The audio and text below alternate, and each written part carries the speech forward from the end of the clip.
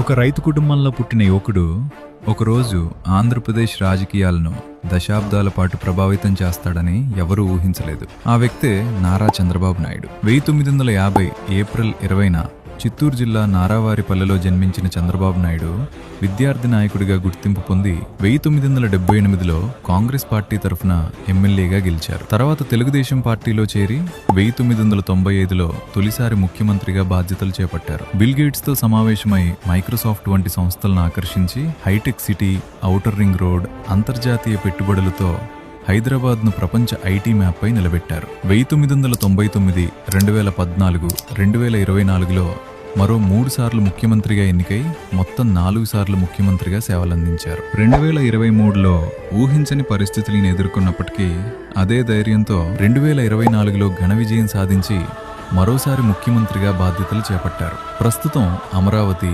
పోలవరం, పెట్టుబడులు, ఉద్యోగాలపై దృష్టి సారిస్తున్నారు. విజన్ను ఆయుధంగా, సవాళ్లను విజయాలుగా మార్చుకున్న నాయకుడే నారా చంద్రబాబు నాయుడు. ఇలాంటి మరిన్ని ఇంట్రెస్టింగ్ స్టోరీస్ కోసం ఇప్పుడే గ్రోత్ స్టోరీస్ 360ని ఫాలో అవ్వండి.